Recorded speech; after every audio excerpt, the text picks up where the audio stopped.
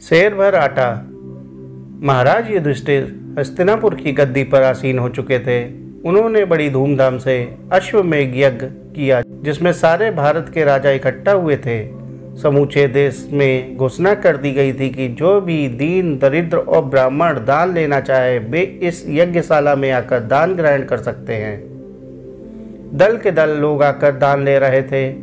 इस प्रकार शास्त्रोक्त रीति से और सुचारू रूप से यज्ञ संपन्न हुआ। यज्ञ के अंतिम दिन अचानक एक बड़ा सा नेवला यज्ञशाला के बीच में आ खड़ा हुआ और उपस्थित लोगों की ओर देखता हुआ ठहाका मारकर हंसने लगा। नेवले को इस प्रकार मनुष्यों की तरह हंसते देख ब्राह्मणों में भय छा गया और यह कोई भूत या पिशाच तो नहीं जो यज्ञ में विघ्न डालने आया है। नेवले का रूप अनूठा था। उसका आधा शरीर सुनहरा था और आधा साधारण नेवले का सा।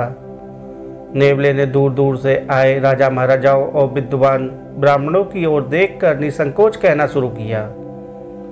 महामान्य सज्जन वृंद, आप लोग सोच रहे होंगे कि आपने कोई बड़ा भारी यज्ञ संपन्न किया है, परंतु याद रखिए यह आपका केवल भ्रम है। इससे पहले एक बार महान यज्ञ हो चुका है, जिसमें कुरुक्षेत्र में रहने वाले एक ग्रामीण ब्राह्मण ने केवल एक सेर आटा अतिथि को दान में दिया था।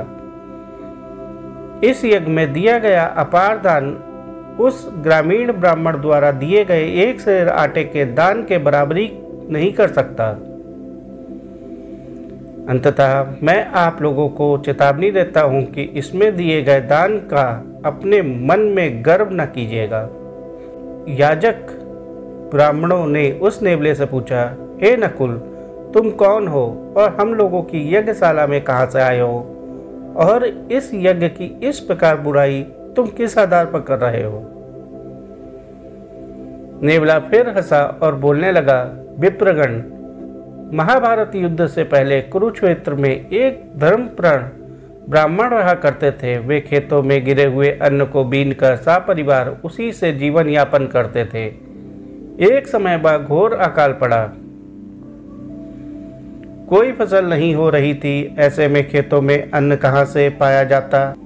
परिवार को कई दिनों तक भूखा रहना पड़ता था। एक दिन परिवार के चारों जन बहुत घूम फिर शेर भर ज्वार के दाने इकट्ठा कर पाए। घर आकर उसकी रोटी बनाई तथा भगवान को निवेदित कर भोजन ग्रहण करने बैठे।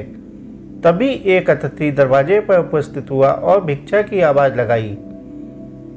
ब्राह्मण ने उसे आदरपूर्वक बिठाया और अपने हिस्से की रोटी खाने के लिए दी। अतिथि असंतुष्ट ही रहा। तब उसकी पत्नी ने अपने कर्तव्यों का स्मरण कर अपना हिस्सा भी दे दिया। अतिथि के मुख को देखकर पुत्र ने भी अपने दायित्व समझ अपना हिस्सा उसे अर्पित कर दिया। फिर पुत्र वधू ने भी अपना हिस्सा उसे दे दिया। उसे खाकर अतिथि तृप्त हो बहुत प्रसन्न हुए और बोले, आपने अपनी शक्ति के अनुकूल पवित्र हृदय से जो दान दिया उसे पाकर मैं बहुत संतुष्ट हुआ। आपका दिया दान अद्भुत है, निराला है। सैकड़ों राजस्व यज्ञ और अश्वमेध यज्ञ भी आपके इस दान की बराबरी नहीं कर सकेंगे। प्रायः देखा जाता है कि भूख से विवेक नष्ट हो जाता है और धार्मिकता का विचार जाता रहता है, परंतु आपने भूखे रहते हुए भी स्वजन प्रेम से धर्म को ही अधिक महत्व दिया। आप सपरिवार स्वर्ग जाएंगे। आपके समस्त पितर भी स्वर्ग के भागी होंगे। वह देखिए, आपके लिए देवी विमान तैयार खड़ा है। चलिए स्वर्ग सिधारिए। यह कहकर विष्णु रूप अतिदेव अंतर्ध्यान हो गए। उस ब्राह्मण की कथा सुनाकर नकुल बोला, विप्रगण, उस ब्राह्मण के आटे का थोड़ा सा भाग मेरे शरीर को छू गया था। तब से उतना भाग स्वर्णिम हो गया है। मैं जहाँ जहाँ भी यज्ञ होता है वहाँ जाता हूँ और यज्ञ स्थल की भूमि पर लौटकर यह देखता हूँ कि शेष आधा भाग कब सुनहरा होगा।